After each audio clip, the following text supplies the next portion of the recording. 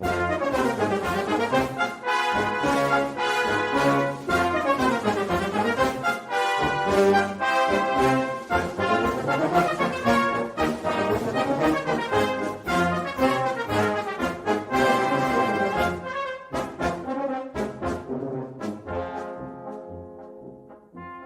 listening to Three's a Crowd, the North East Footy podcast, with Rye for Borough, Steve for Newcastle United, and Ted for Sunderland. Good morning, everybody across this beautiful world of ours. Welcome to Three's a Crowd, the only North East football podcast where we talk Newcastle, Sunderland, and Middlesbrough every single weekend, right here on Three's a Crowd. We welcome each and every one of you, and we thank you so much for the lovely comments, likes, and subscribes, and all of the support that you keep giving us as we bring three teams together that normally have a bit of banter, a bit of rivalry, and we have a bit of a laugh, and we talk about everything that's happening in the three teams of the Northeast. It's been a massive, massive week. We've had plenty of football. We have got to look backwards. We will look forwards. We will have Troll of the Week, and I will be doing it all besides my great, great men in Mr. Steve Wraith. Good morning to you. Morning, mate. Morning. And Mr. Teddy Mackams. Mr. Teddy Mackams, good morning. Kalimera, good morning. How are we?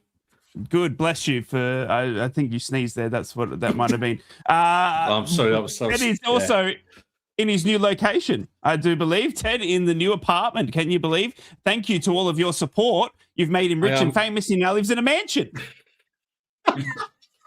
Yeah, right. I apologise. That's where the money's gone. Flaky kind of background.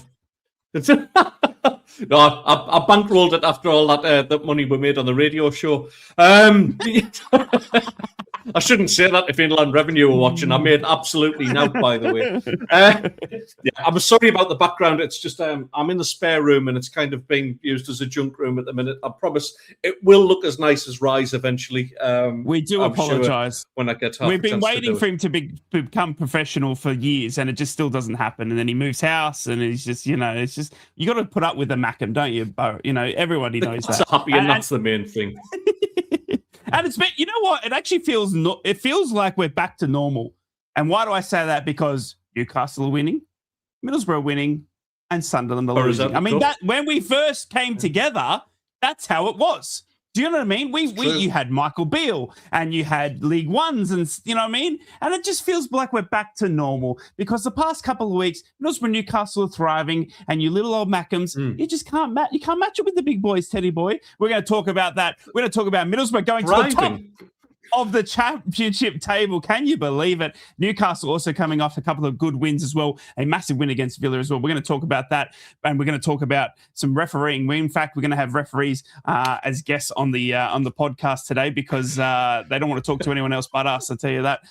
It was an absolute shocking performance for that. We're going to cover that as we look forward and backwards, and welcome each and every one of you in. Let's do it. As Middlesbrough played Monday night against Sheffield United to go top of the championship table, lads. Yahoo! The belief is high. The Swedish meatballs are flowing. It is absolutely all going gangbusters down at the Riverside because Middlesbrough are top of the championship for the first time in absolute long time. The last time we saw Middlesbrough playing this well was under Aitor Karanka back in 2016, where we did get promoted going up second. We will then have an ugly season and then eventually get relegated. And we haven't seen the Premier League since. We've gone through managers such as Gary Monk, Jonathan Woodgate, Tony Pulis, you name it. They've come through the Middlesbrough ranks. And now we have finally landed on Kim Hellberg and we are top of the championship. 16 games to go.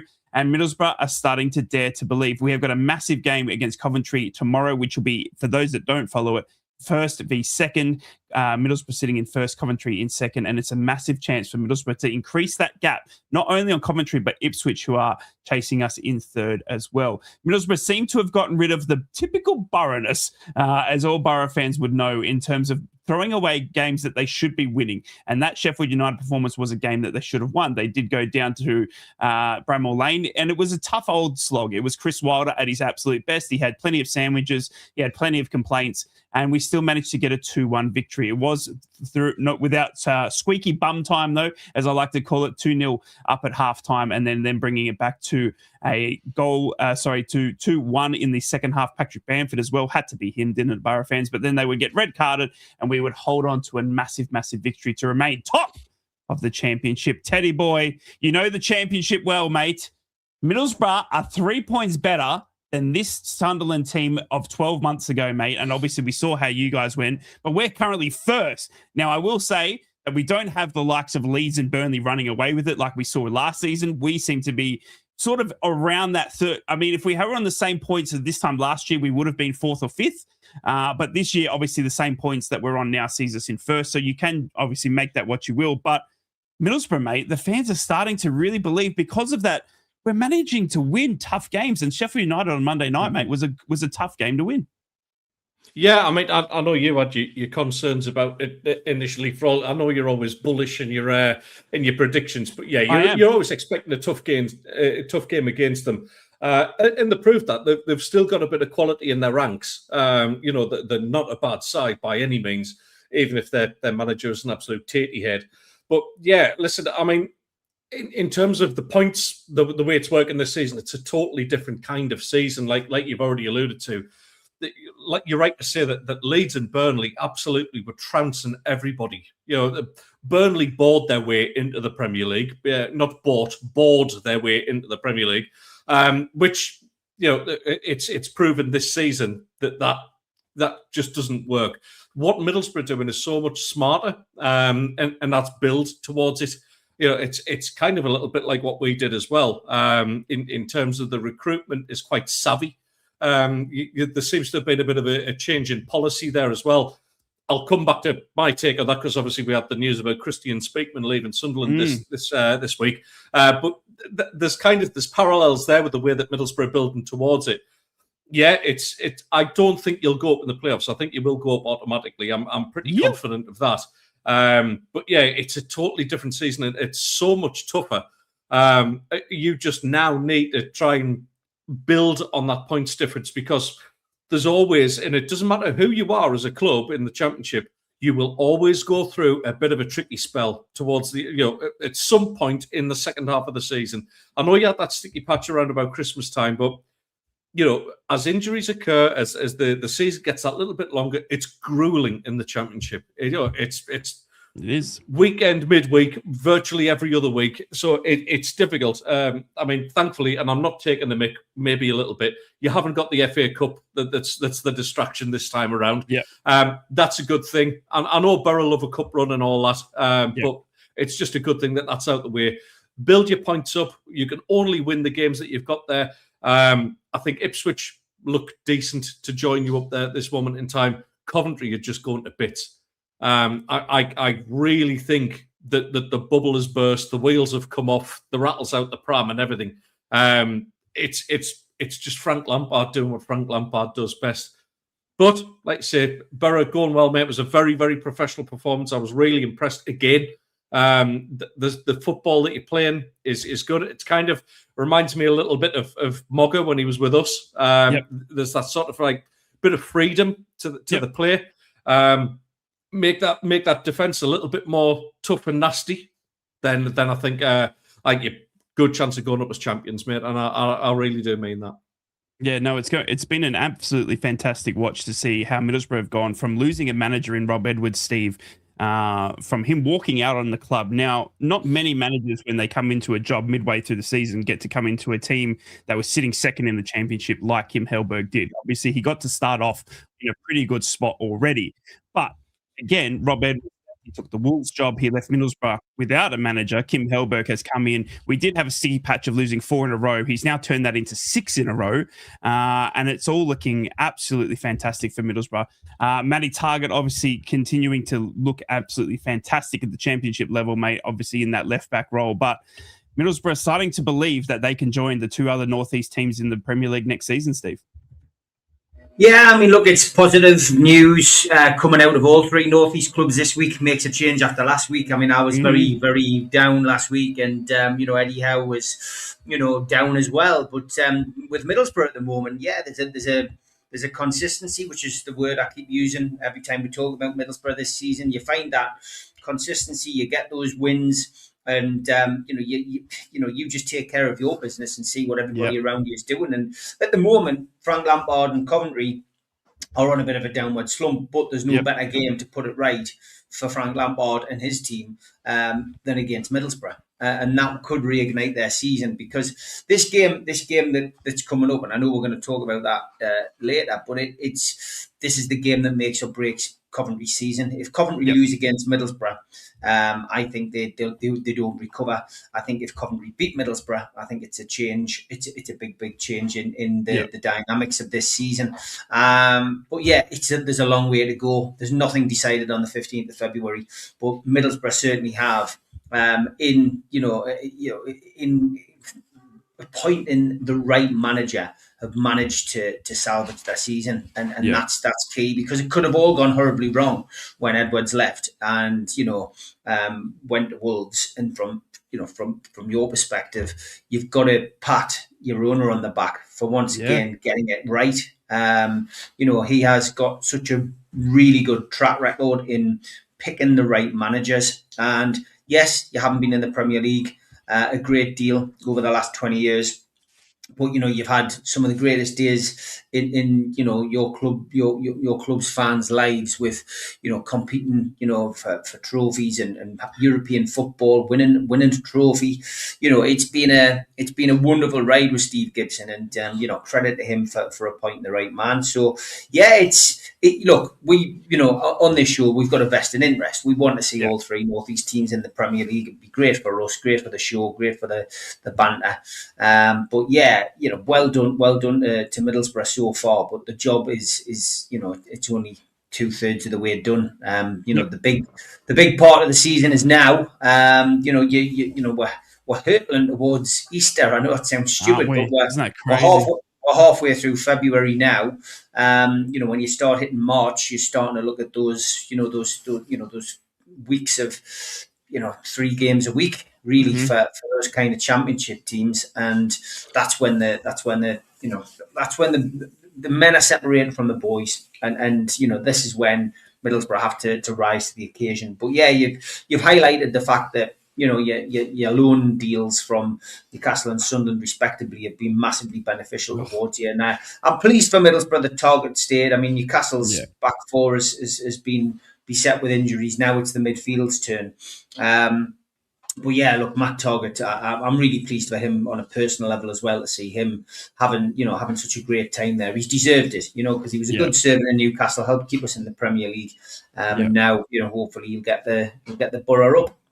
Yeah, he's well loved, I'll tell you that, in Middlesbrough ranks. And there is talks, obviously, of trying to make it permanent. Obviously, Matt Targett is out of contract come the end of the season. Borough fans, Middlesbrough will be holding those discussions. I can tell you that, even if we are promoted, we are looking to keep Matty Targett around, as are Alan Brown as well, stealing a Mackham and a Geordie to go up with. That sits right with me after at least the Mackham stole one of our corner flags, which we never got back. Let's move further into the week. We've got to look at Sunderland and Newcastle games. We'll move on to the next one, and this one was the sackage. I'm going to call it the Sacagawea of Tuesdays, because we thought that whoever lost this game would get sacked, and we were right. But it was Newcastle that would win, and Tottenham would get sack their manager in Thomas Frank. So it's been a crazy week. But let's look at that. Newcastle obviously managing to get past Tottenham at Tottenham's home ground as well. A 2-1 victory there, and it would see the end of Thomas Frank's reign at Tottenham. It's been. We also saw Ange Postecoglou come out midweek here, Steve, and I don't really want to talk too much about Tottenham because, one, nobody cares, and two, it's just funny. But the big thing for me, mate, is that Tottenham seem to, in our era, and I don't know, it may be correct if I'm wrong, but in our era, Tottenham have always been posing as one of those big 6 top clubs. You know what I mean? But I honestly don't think they are. The way they perform and the way they have been forming and the wages they've been spending on certain players, and Ange Postecoglou hit this nail on the head as well. I mean, when they finished, was it 4th in the league? They missed out on 5th in the league. They missed out on Champions League under Ange's first thing. They then would have Harry Kane leave to go to Bayern Munich. In terms of him wanting to sign players, he went for Marc Guéhi. He wanted to get Semenyo. He wanted to get all of these players, and they could not afford the wages. They ended up turning that into Dominic Solanke and 3 teenagers. I mean, they seem to be a top 6 that's posing as a top 6 that isn't really a top 6. And I think Newcastle, honestly, apart from obviously the dip in form that we've seen this season, are rightly in that consideration to take that to be in that top 6 conversation, because I think Tottenham are frauds and I think Newcastle are right there, mate. But big in saying that, massive win for Eddie Howe and the Newcastle lads against Tottenham. Yeah, I mean, look, it was great. I mean, big thanks to me mate Ricky Welch, who invited us down as a guest of his in his executive box on Tuesday. It was fantastic. That is the best, and I'll stay as on record again. It's the best stadium in the Premier League. Brilliant, best purpose-built stadium I've seen, and I've been to most of them over the last 5 or 6 years. Ticked a few on the bucket list, and that's how you build a new stadium. It's from everything from I've been at all sides of it. I've been in the home end for a boxing match. I've been in the away end, obviously supporting Newcastle, and now I've been in the corporate, and it's just second to none. But the football, Newcastle needed to win that game after the Brentford defeat. We sat here last week, scratching our heads as to how on earth Newcastle could throw away a game against Brentford at home. But I think the result that Brentford got midweek against Arsenal probably put our result into perspective. But Brentford are no pushovers. We've said, Ted and I this week that in this season that anybody can beat anybody in the Premier League if you let your standards drop. And Newcastle went down there with a bit between their teeth. They clearly had an exchange of words after Brentford and an exchange of views. Those team leaders, the likes of Kieran Trippier and Dan Burn, by all accounts, put their opinions across, and players have listened. And we go to Spurs. It was not the best of first halves. I got slated on social media for saying so. Maybe I didn't put it across properly. We just didn't convert our chances.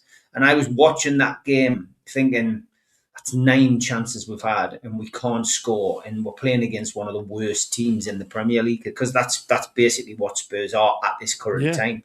And and I thought, you're looking at the games as it's progressing. You're thinking, if we lose this game, Spurs go a point behind us, and Spurs are in relegation battle, and we suddenly would be in a relegation battle. That was the way. Yeah. That's the way the table was going to look. So to not only take a lead after being behind, at the end, it was great. And I mean, corrupt officials, we'll come on to that, of course, from the FA Cup match yesterday. But Joe Willock's offside, being offside by, his hair. I mean, it's absolutely ludicrous. This really does need to be sorted out. But all of that could have gone against Newcastle. It was a great result. It was a great win. Three valuable points, 3 much needed points after the defeat against Brentford. And it led to, the continuation of the sack race, because Thomas Frank, who has been hanging on by his fingertips for the last couple of months, finally fell off the precipice. And I've got to be perfectly honest, the appointment, it baffles me, and it definitely baffles me mate Ricky and all of the other Spurs fans I know. They cannot understand why they have appointed this guy, as an interim. He's got no experience. His track record's awful. We exchanged a message, I think, in our chat about that. And it almost looks like Spurs have given in. I really, really don't understand it. But yeah, great result. Positivity returned after that, and obviously it continued yesterday in the FA Cup. But for a team that can't win a game when they go a goal down, for a team that can't win a game without Bruno, and for a team that can't win on the road, it's been a good week. Two games, 2 wins. We will talk about that Villa one, but I just want to get your thoughts, Teddy boy. Obviously, because of the Thomas Frank sacking, we both thought that if Newcastle had lost this game, it wouldn't have been pretty for Eddie Howe. I think we still would have seen Eddie Howe within the job, but obviously I think it would have gotten uglier. But Newcastle managed to get the massive win. It would then see the end of Thomas Frank. Just your thoughts, mate, quickly on Tottenham and their ability to completely keep Tottenhaming things up. I mean, Thomas Frank was a fantastic manager at Brentford.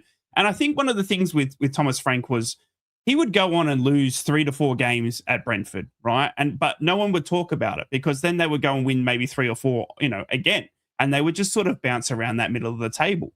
And I think it's easy to forget that Thomas Frank, for all the good stuff he did at Brentford, jumping up to the levels, that Tottenham wanted without the money that they had behind him. I mean, we saw Brentford even beating Tottenham quite easily this year, you know what I mean, with their new manager. So your thoughts, mate, on the Thomas Frank sacking, but more importantly, obviously Newcastle getting a vital 3 points, which made Sunderland's table look a little bit hotter.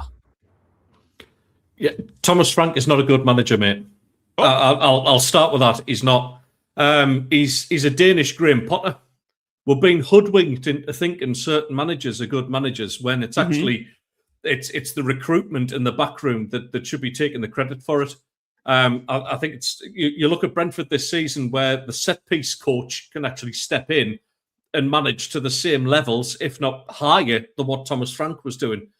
And look at Brighton's success. I'm not saying they're a successful club because they haven't won anything, but in terms of their position and what they're capable of in the Premier League, they're doing absolutely fine without Graham Potter, who everybody wanted as England manager. He got the Chelsea job on the back of it, which was a job that was far too big for him, absolutely far too big. He's a championship manager at best. And Thomas Frank is exactly the same. They're very fortunate to have had really good people around them. And that's where Spurs just seem to continually make the same mistakes. Spurs are not a top 6 side. Let's dispel that myth already. They're not even. I'm going to go out on a limb here. If there's any Spurs fans, they're going to absolutely go for me after this. But I honestly don't care. They'll be all crying anyway. So honestly, Spurs aren't as big a club as Sunderland or Newcastle.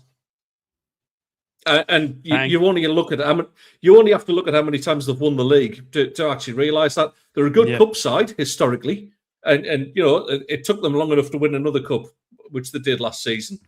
But other than that, what have they done? They've fudged around in like sort of mid to sort of upper reaches of the Premier League table for years. They've done nothing, done absolutely nothing. So for me, nah. No, I'm not buying. Are they bigger than Middlesbrough? Are they bigger than Middlesbrough, Ted? No. They've won a few more cups. They've won a few more bits of silverware. But honestly, have they though? In terms of mentality, Steve, they've got a small club mentality, and I'll explain what I mean by that. And it happened towards the end of Ange's tenure, when Spurs fans were cheering that they were getting beat by Man City because it meant Arsenal would win the Premier League. How small time is that? that for me is just. Remember that. You want your club to win a game, regardless. If a win for us was good for Newcastle United, I wouldn't give a stuff as long as it's a win for us. That's what I look at first and foremost. It's my own club, not what's going on around me, which, with all due respect to you, gentlemen, but for Spurs fans to be cheering that is absolute small time. That is Stevenage Borough kind of like mentality. So Spurs for me, not a big side at all. If anything, I was kind of pleased just to see everybody unloading on them and giving them a hiding. The best thing that could happen for the Premier League is maybe for Spurs to go down. Yep. It's honestly going to be incredible to see. And they are obviously flirting with that relegation zone now, and it's going to be interesting. And as Steve alluded to as well, the talk out of Tottenham is that this new interim manager, which has been given the job to the end of the season, is not filling them with any excitement whatsoever they're going to get out of that. He'll not last as long as a bag of Tudor, will he, Steve? No. we don't care. It's a Northeast pod. All 3 Northeast teams are doing better than Tottenham, that's for sure. Quickly, we got to move on. We have got another game to talk about, obviously, for Newcastle, but we also got to talk about Sunderland because they also played midweek. It was a bad loss to Liverpool. No, I say bad. It was only 1-0. I watched the game, Teddy boy. It wasn't an ugly game. It was just one of those games where Liverpool would kind of sit back and I don't know. It's just, the possession would obviously end up in Liverpool's favour, but I still think that when Sunderland were on the ball, they used it better. The shots, though, I mean, you had 9 shots to their 22. A lot of their shots were wild, I must say, but it wasn't a game that I saw Sunderland too far out of. And I think obviously Liverpool haven't been in the greatest of form. You can argue with that. Sunderland still are doing fantastic things, obviously still without Xhaka. How did you make Sunderland's loss to Liverpool, mate? Yeah, I felt it was Liverpool kind of did a bit of a job on us. They played like an away side, and I know that sounds like a bit of a weird thing to say, but yeah, they seem to kind of have the measure of us, and that hasn't happened too often. But when you spend, £500 million on your squad during the summer, that's probably going to happen. Like, you would expect them to beat a newly promoted side. I thought there was no lack of endeavour from us. I think you're right. I think we did use the ball pretty well. We weren't ruthless enough, I don't think. We still have that problem in that sort of sitting position of midfield, that Xhaka role, or formerly the Cloud Makaleli role. You need that quarterback to come and drop. For me, because Siddiqui was having to come back and do that role a little bit, it just felt like that Siddiqui for me is much better further up the pitch, like sort of alongside Diarra and giving some support up there. So it's that, as much as I don't want us to be a one-man side, when you lose somebody as influential as Xhaka, and Steve will know with the whole Bruno thing, the way that's panning out as well, it's a big miss, because you don't replace those sort of players very easily, not without spending mega money on that kind of thing. So it was a decent performance from us. I'm more annoyed, and I'm sure we are going to get onto Mr. Kavanagh sooner rather than later. So I'll open the can of worms, lads. Let's just empty it everywhere. So I have a professional referee apologise in the press for getting the penalty decision wrong, which should have seen Brian Brobby awarded a penalty. We could all see it. The new neighbours have now met me due to me screaming at the TV 11:30 at night. Our time, obviously. Welcome to my world. Yeah.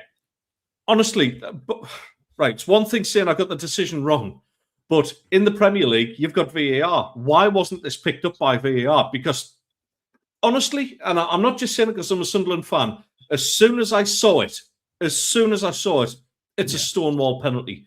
I don't know how he's managed to mess that up. All right, he might just be human. It turns out he's not, because of yesterday's performance as well.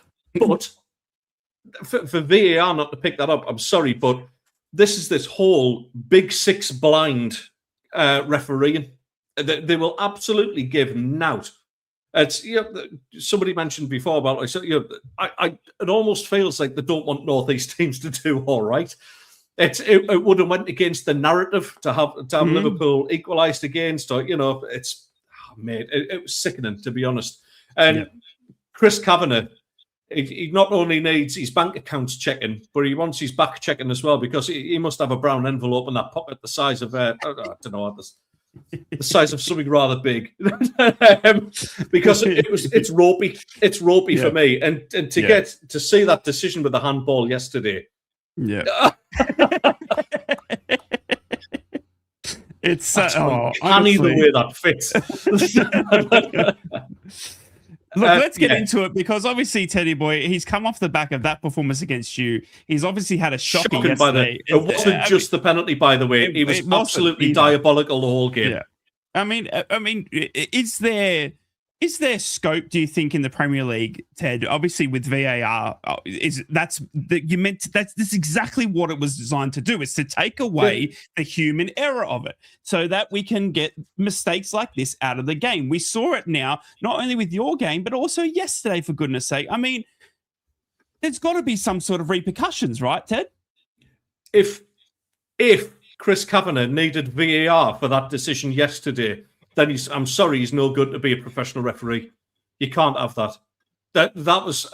I'm speaking from a red and white perspective here, and I will absolutely staunchly defend Newcastle on this. It was as blatant as you will ever see. I would have awarded that. I would have been wearing a red and white top, but I would have awarded it. It was just blatant. It's horrendous refereeing. How on earth the guy has actually made it this far into this kind of tier? But he's proven now in the last two games he is not fit to referee at that level. You can't make that sort of mistake. Whether it's a tough one whether you're going to have VAR introduced into. I get it with the early rounds of the FA Cup. It's difficult because it's not a level playing field. You can't have VAR at Maidenhead United, but have it at St James's. I get it, but this isn't at least that level, is it, Ted? Do you know what I mean? It's not. It's not, mate. A Sunday League referee. A Sunday League referee would have got that right. Yeah. Like, and there's so much money on the line, mate. There's so much money on the line, and you can't talk to me about it not being, you know what I mean? Because where you finish in that table, Ted. Whether this is 3 points that you could have lost that you turned into a point, which makes it from 10th to 13th. That is millions of dollars. Well, it is, yeah, and pounds. Notwithstanding that, look, I don't mind getting beat 1-0 off Liverpool at home if it's a decent performance and it's warranted. But that, for me, it took the shine off it because, look, I've watched the absolute worst of the worst that Sunderland football clubs had to offer in recent years and in years before that as well. So to get the chance to see Liverpool come to the Stadium Light, that's special for us, man. We've missed that kind of thing. That's huge for us. And to have it kind of tarnished by disgraceful refereeing when they've got the means to actually referee properly. It has, I agree, I think it has made the referees lazy and inept. I think it's too much of a safety belt. But when the safety belt isn't even working either, then you've got a question. You've absolutely got to question it. It's well dodgy. It really is well dodgy. And to see that yesterday, that's I'm sorry, but there's got to be a rabbit away there somewhere. Just to get those two decisions wrong completely in the way that he has, it needs investigating. Steve, over to you, mate. Obviously, we saw a performance yesterday that was completely and utterly disgraceful, to say the least. I mean, what we saw yesterday come out of that game, mate, was just... I mean, it was laughable. And we should not be at that level laughing at our beautiful game because of a performance of a referee. And again, we question him on the back of what he did yesterday, but coming off that performance against Sunderland, and then he does that against Newcastle. I mean, it doesn't take a dumb fan to put two and two together. That there's, it's diabolical, Steve. Yeah, I just couldn't believe it, that we end up with Kavanagh yesterday, because I watched the Liverpool game and it was ludicrous.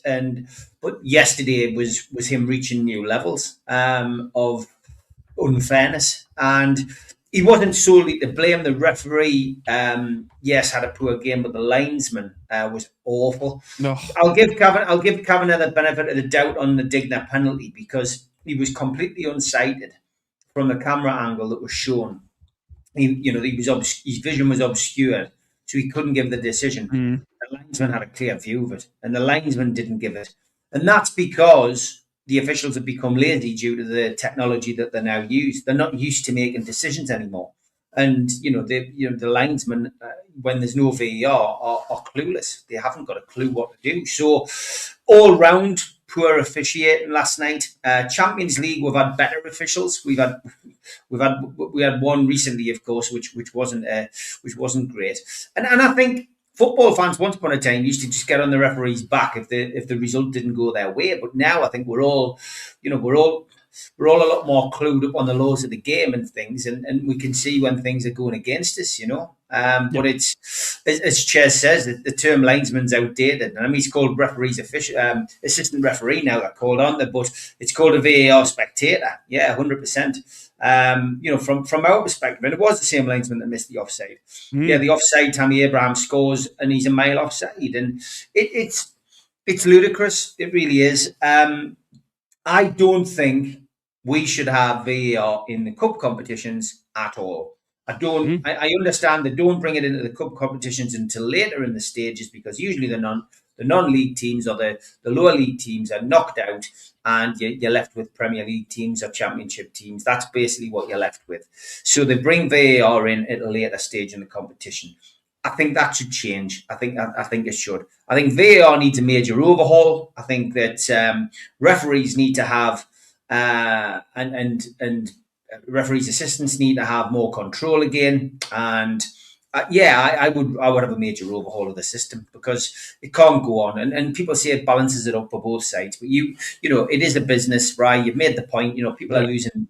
You know, people lose millions like through decisions that are made like this. You know, a team that finishes third bottom in the Premier League will no doubt have had VAR decisions go against them, which could have made a difference to their season. And it's ludicrous. Just give it back to the referees. Give the referees and the linesmen an opportunity to have some authority again, and let's just go back to that. Keep the goal line technology in, because the goal line technology works fine.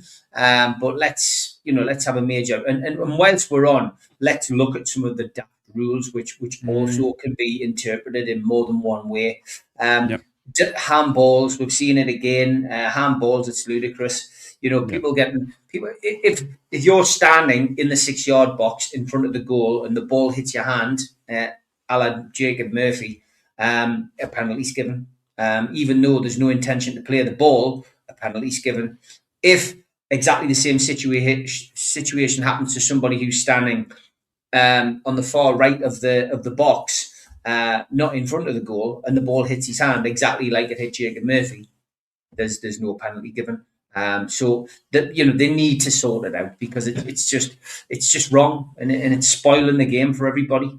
It really is. No, I completely agree. Look, we could talk about this for days on end, I think, and it's been a shocking week. But again, good performances from Newcastle, great performance from Middlesbrough. Obviously, Liverpool have gotten over Sunderland, and obviously coming off the back. But I do think Sunderland will be able to turn their form around, I think. And it's not even poor form. If you did watch the games, even as a neutral, you could see Sunderland weren't poor form. It was just two teams in Arsenal and Liverpool that were able to, you know, just to take that chance, or one or two chances more. And obviously Sunderland are still reeling from Xhaka. We're going to be looking forward after this, but we need to sit back. We need to take a break. We need to have a laugh, not only at the referees, but we're going to have a laugh because it's time for Troll of the Week.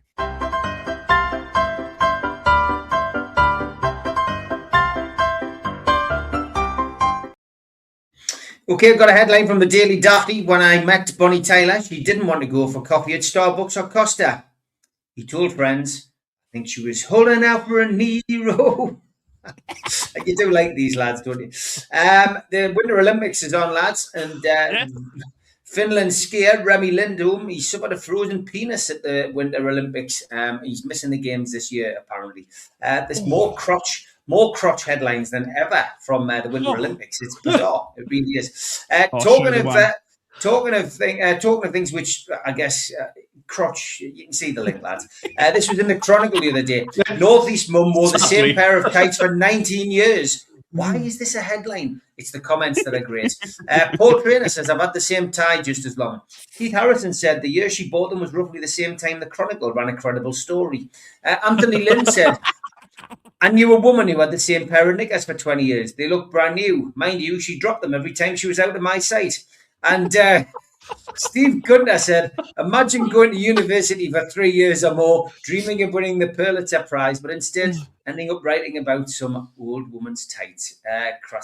Classic that. If it's still on the Chronicles Facebook, well worth a read. That one time Jesus turned water into Jack Daniels. And just incidentally, lads, I am selling this Valentine's Day hamper. If anyone is interested, if you can just drop us a message at the usual address. Speaking of Valentine's Day, I got these. Oh my God. For the missus. Wow. And Merseyside police have put an urgent announcement out. They can confirm that Everton England goalkeeper has been arrested for firearms offences. A spokesman said the 27-year-old has been arrested for being in possession of small arms. Haircuts have been the order of the day. Meet the City fan who isn't cutting his hair until they're cleared of the 115 charges. And meet the manager who isn't getting his hair cut until they win the Premier League.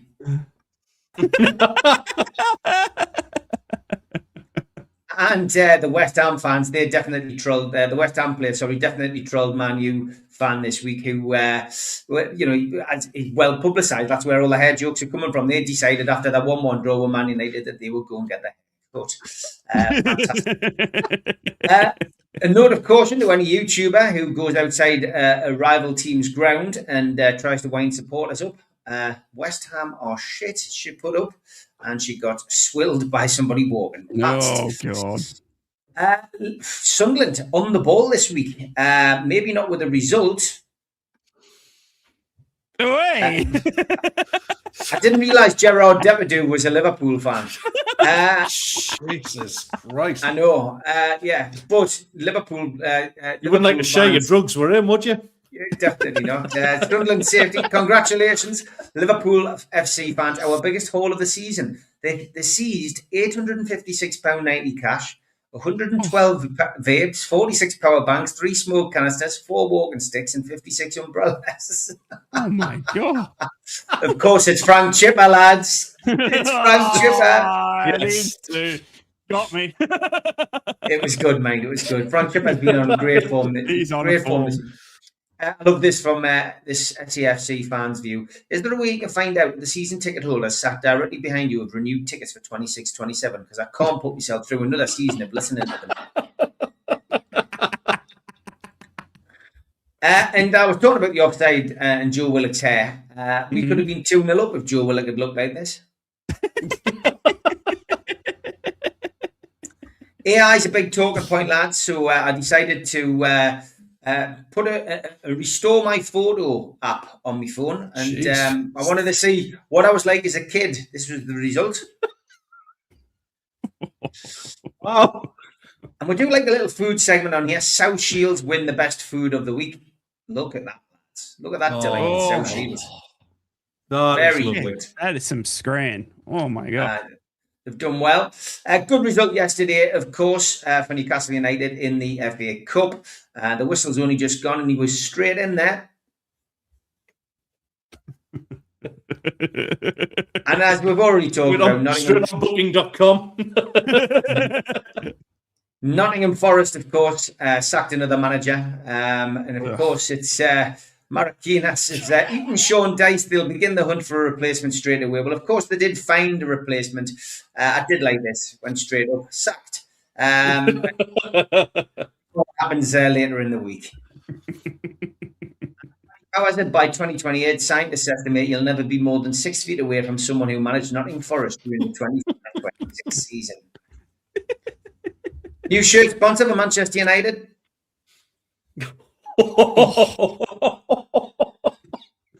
What did Eric Cantona think of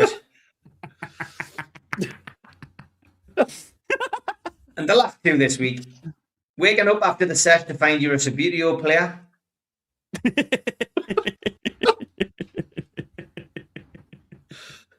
And if we ever get rid of Moyes, says Jay Winter, I hope to God we throw any money we've got at the fella who sits a few rows back from me. He's got the answers to any problems we'll come across in every game. We've all been there. Yeah. If you've got any tweets, send them to me, nufcmatters1892@gmail.com, or to the lads on their social medias so we can get the count.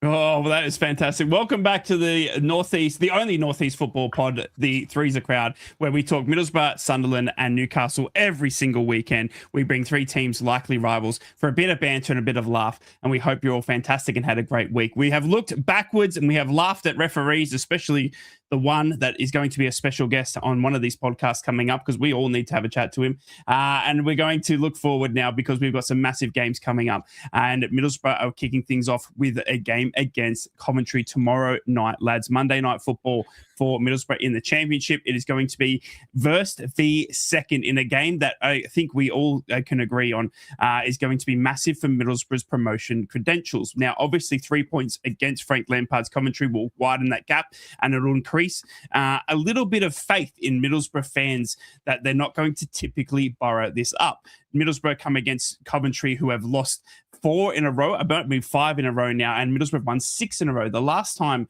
that Coventry actually won was against Middlesbrough away from home. They are obviously at the CBS Arena tomorrow, which is Coventry's home ground, and unfortunately, Middlesbrough haven't won there in It's incredible. I think it's 40 odd years. It's ridiculous. We haven't won there. Let's just keep it at that. And we have had a shocking record at the Coventry City Arena. So it's going to be an interesting game to see how Middlesbrough can do that, whether we can get rid of that typical Boroughness, and also can we put on a performance against the team that we thought we were going to be chasing for the rest of the season. They have dropped their form. They have gotten signed Roman Esse. They've gotten signed a few other players as well from the Premier League on loan. Middlesbrough have obviously done their business as well. We might see the debut finally of Jeremy Sarmiento. But Teddy boy, I'll come to you. I mean, this one, Paul Merson said that this one, for both Middlesbrough and Coventry fans, if you had have said at this stage of the season when these two teams meet, if you had have said to both sets of fans that you'd be sitting first and second, you would have snapped your hands off for it. I completely agree, especially with the likes of Ipswich and Southampton and all that coming down. Now, obviously, we've seen Ipswich coming good as of late, but the likes of Southampton are doing shocking, and we saw Leicester get points deducted, so they're completely gone. I mean, they're third last. So, I mean, in a league that it has arguably been a little bit kinder this year, without the big boys of the Leeds, the Burnleys, obviously you guys who were playing fantastic as well last season, Middlesbrough v Coventry, first v second. I mean, this is crazy. And it's exciting. And it's exciting because Middlesbrough can open up a massive gap tomorrow night, Ted. Yeah, I personally hope they do, because as Mr. Wraith knows, I have no love for Coventry City whatsoever, and he always looks for a point in the show where he can squeeze in a picture of Jimmy Hill just to get my insides boiling up again. Honestly, my bacon sandwich was nearly out there. Yeah, listen, man, it's going to be a cracking game. I'm actually really looking forward to watching this as well. I don't think it's not a foregone conclusion by any means. Coventry are in horrendous form. I get that. But like you said, they've got some really, really sound players in amongst that squad who will turn it around at some point. Correct. I just hope it's not tomorrow. I think it's kind of, you're catching each other. You're on the way up, they're on the way down. I've just got a weird feeling it's probably going to end up being a draw anyway. But this is a massive opportunity for Middlesbrough to make a statement. And it's a big test for Hellberg as well, because his approach to this game will say a lot about the kind of manager he is. And he's got some choices to make. Does he kind of rile everybody up and say, right, this is the opportunity, but we now cement the place at the top, we go X amount of points clear, or does he treat it just like any other game, like he has been doing in the past? And that's going to be the trick, is how to approach this. You can't go gung-ho and sort of go all out attack against Coventry City, because it doesn't work like that.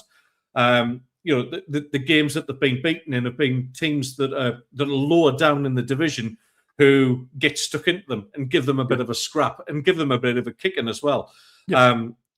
I felt when we got joy out of them in the playoff first leg, that it was exactly that. We were very physical and we hit them on the counter attack, and I wouldn't be massively surprised if that's the way Middlesbrough go for it as well, because like I say, they've got players who can hurt you. Their wing players very, very good. Their set pieces, they're decent because they've got a relatively physical big side among them. Ellis Sims, obviously no stranger to Sunderland, is somebody who's a good target man at that level as well, and he can cause danger. So it's going to be, bless you. It's going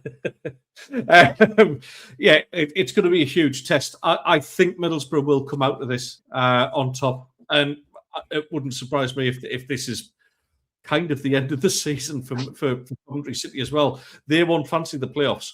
They won't fancy it again. They've got to get an automatic promotion spot, or they'll bottle it. They will absolutely bottle it. So it's a tough one for them. Middlesbrough, the team in form, playing the better stuff. They've just got to be up for this physically, play it sensible, and hit them on the counter. And I don't see a problem for you. Give us a prediction. Oh, go on. I'm going to go 2-1 Borough. 2-1 Borough. That's it, my Teddy boy. Steve, obviously, massive game for Middlesbrough. We're going to look ahead against for Newcastle and Sunderland fans. Stick around. We're going to talk about them games very soon, but we just want to ask, is Middlesbrough going to be remaining top and opening up a gap in first position? Steve, the fortune teller, as I rub that beautiful bald head of yours for the best of luck, can Middlesbrough open up more of a gap tomorrow night against Coventry? Well, I'm going to go for a draw, mate. I do think that it'll be. Safe. I do think it'll be a draw, and I'm going to go for Steve's prediction of 2-2. I do think it'll be goals. I do think Coventry will have a bit about them. Like I said earlier on, Coventry really do want, to go up like Borough do, automatically.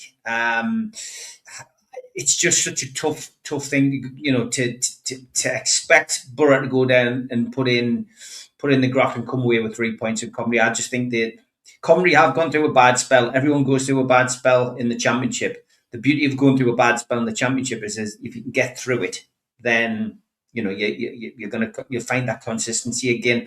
I don't share Ted's views that the Coventry have blown it. It's too early to say. So I'm going to go 2-2.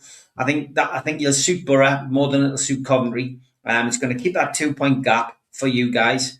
And I think Borough will continue in the same vein after that. But anything, Borough just need to go down there and not get beat.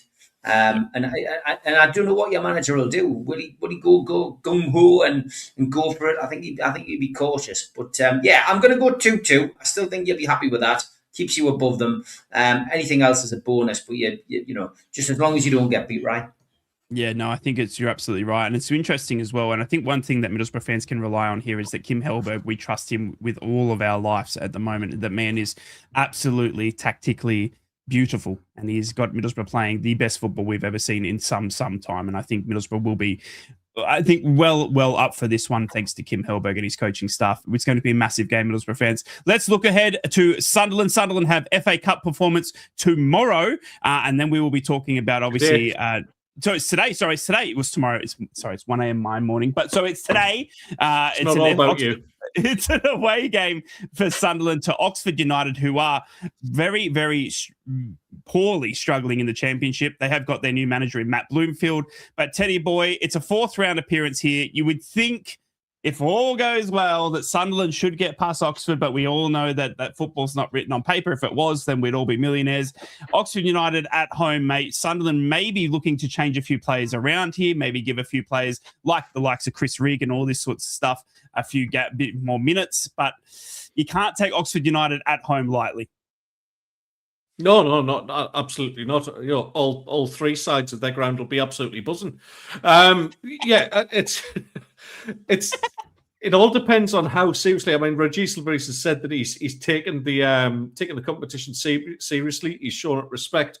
There will be some changes, of course. I mean, Alderete limped off against Liverpool, so he immediately will be rested for that.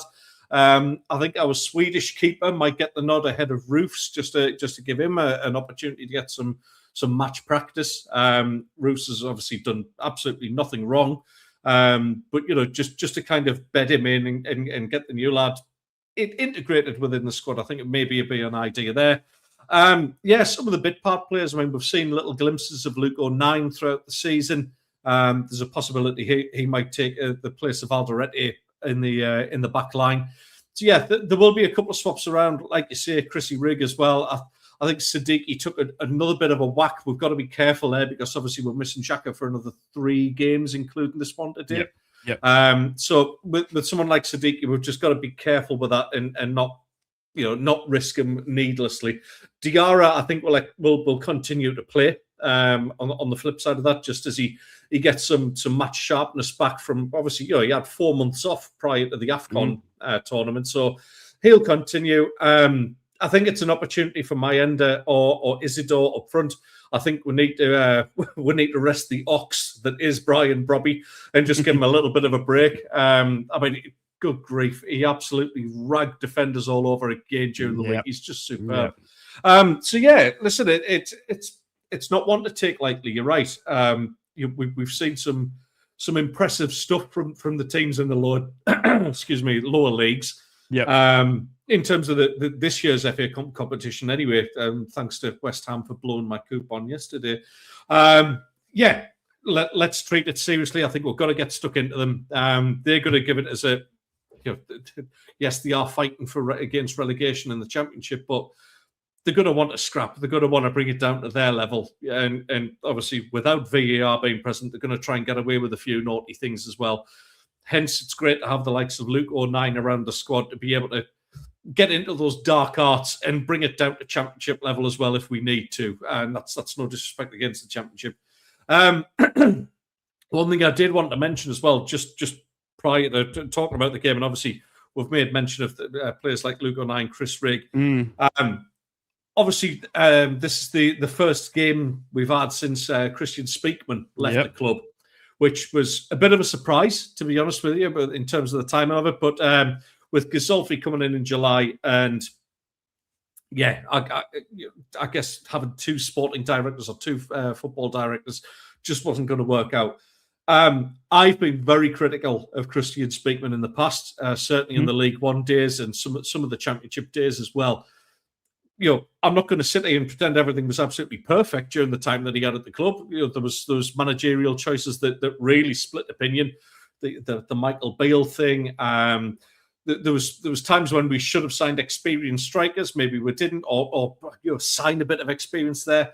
But all in all, we've been through what chaos looks like as Sunderland fans. We've seen short-term gambles. We've seen the bloated wages. You lads have as well. You've seen all that where you get the journeymen who are just coming for one last payday.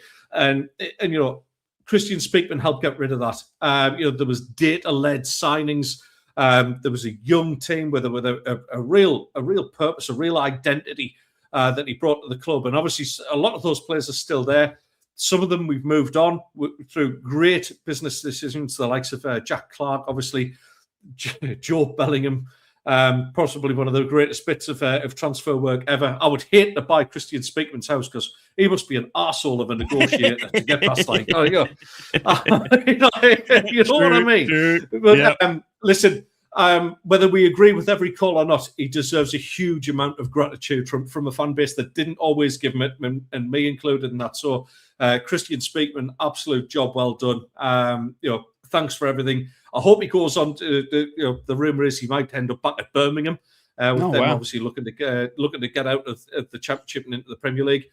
Don't be surprised if he ends up at Tottenham, because for a club that's been identified as not having an identity and their transfer policy being all over the place, don't be massively surprised if he ends up in the Premier League somewhere like that. But the main thing today is getting the win against Oxford United. I fancy us for a cup run. Already with the result from Newcastle yesterday, I think Scotland Yard are already a little bit nervous that it could be a final between Weir and Tyne. That would be absolutely lovely. Imagine that would go on strike. But yeah, let's get into the next round of the cup. Let's enjoy the day. Good luck to everybody who's travelling down there. I know we're taking a good following, even though there's obviously only three sides of the ground. There might be a couple of double deckers. Just park up and watch the game for free anyway. It's going to be interesting. Give us a prediction. 3-0 Sunderland, by the way. 3-0 Sunderland. 3-0 Sunderland. Steve, obviously, we've got to get on to Newcastle straight after this. They've got Qarabag in the Champions League. But before we get to that, give us a prediction, mate. Sunderland at Oxford United in the FA Cup. Yeah, I'm going to go 2-1 to Sunderland. I can't see them having a problem down there, but I think it'll be slightly tight. I think Oxford will give a go. But yeah, 2-1 to Sunderland. Yeah, no, I'm going to go a 2-0 victory to Sunderland. I just think Oxford United's form is shocking, and I think Sunderland will be too good for them. Let's look at the final game as we look forward. It is Newcastle taking on Qarabag FK in the Champions League. It is the first playoff leg of two. You will be away from home in this first game on Thursday morning my time, but it's Wednesday night. See how I fixed it up there? It's not all about me, as someone keeps reminding me. And we will be looking forward to seeing if Newcastle can match their performance in the FA Cup. Obviously, the legs are running ragged, but I think we saw yesterday, Steve, that the likes of Tonali and all that sort of stuff, and Walter Mata, as frustrating as he's been, mate, can still perform on his day. And I still think you're going to get a result this week against Qarabag FK. Yeah, I mean, look, this is an interesting game, only because it's so far to travel. First of all, for Newcastle, it's the new format of the Champions League, so these playoff games are home and away, something a little bit different. Fair play to the fans who will be travelling over there. I know quite a few of the lads are leaving on Monday. Just short of 2,000 tickets, all snapped up by Newcastle fans as usual. Can't transfer the tickets, just to remind anybody who is in the chat who is thinking that they can't go now. The ground, here's a little bit of info for you, is named in honour of the Russian linesman from the 1966 World Cup final. So wow. There's a little bit of history and trivia for you.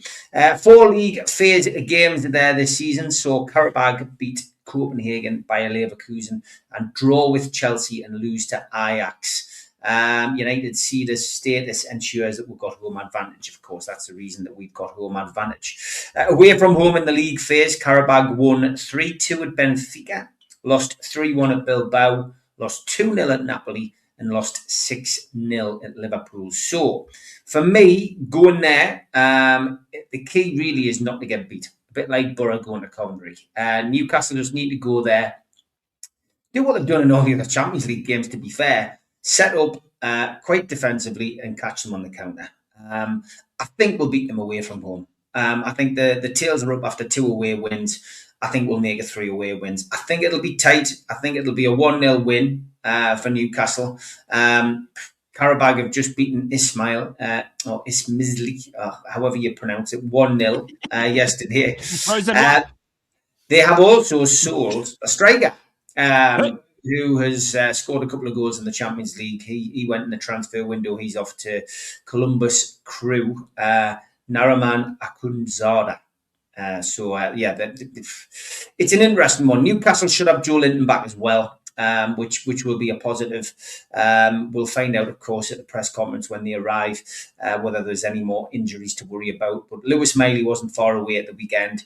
Joe Linton will definitely be back midweek. Miley probably could be back for Man City next weekend. But yeah, all in all, if there's a clean bill of health other than those who we know are out, then I expect Newcastle to win 1-0. Yeah, it's going to be an interesting game. I'm going for a Newcastle win 2-0, Teddy boy.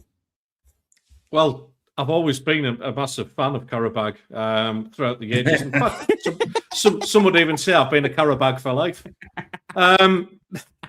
I'm sorry, I can only apologise how crap that was, but yeah, I'm not that sorry. Yeah. I tell you what, they've actually been a bit of a surprise package in the Champions League, which is nice to see. You know, it's not always the same old faces every single time. Having said that, I think Newcastle are just a bit too strong for them. I love it when Geordie tries to pronounce foreign names. You should hear the Australian then. Who's the manager at Chelsea? Leon Rosenois. Still can't get it. Honestly, not only does he butcher English, but he butchers French as well. It's French for rose wine, isn't it? It's not. Oh, okay. It's actually Black Rose. That's where Rose Noir is Black Rose. Yeah, there you go. Bless you, anyway, by the way. Yeah. Thank you for attending our TED Talk. Yeah, you see what I did there? Anyway, back to the football. Listen, I could already see Newcastle win this, even without Bruno. I think there's just a little bit too much about them. Obviously, Voltemada getting back on the score sheet is going to be massive for him as well. Listen, I'm going to go for a 3-1 win for the Geordies, I think, on this one. Ooh-wee. Well, there you go, ladies and gentlemen, boys and girls. The predictions are in. We've looked back. We've looked forward. We've had a laugh at Troll of the Week. We've had a laugh at Mr. Kavanagh, the referee, who's had an absolute blinder this week. Thank you for your support on the Northeast. And it's been a fantastic pod. We are done. Once and all, we have got another podcast in the bag, but we got to thank each and every one of you out there for tuning in and liking, supporting, subscribing, commenting. Absolutely fantastic. You keep the chat flowing. We do apologize that we don't read some of the comments. We do look back at them, though, and we have a laugh. If you are watching this back, make sure you leave some comments below. We do read them. We send them to each other in the WhatsApp, so we make sure that they answer them. If you've got a question for myself, Steve, or Ted, in respective to any of the clubs, any of the questions, but make sure you leave a comment down below, and we'll make sure we'll get into them as well, and we'll answer them as sure we can throughout the week, or if not on the YouTube comments. We love each and every one of you. We thank you so much. Good luck to the Sunderland fans if they are going to the Oxford game. Good luck to the Champions League journeymen for Newcastle. And, of course, good luck to all the Borough fans that will be travelling to Coventry tomorrow night to watch Middlesbrough hopefully stay at the top of the league. It's been a massive week for the North East. The football continues, and it's coming thick and fast. And in a few short months, we may have all three Northeast teams back in the Premier League. Can you believe it? I can't. It's just mind-baffling. Take care of one another. Be kind to one another. From Steve, Ted, and myself, it's bye for now. Three's a Crowd podcast will return. That's not a threat. It's a promise.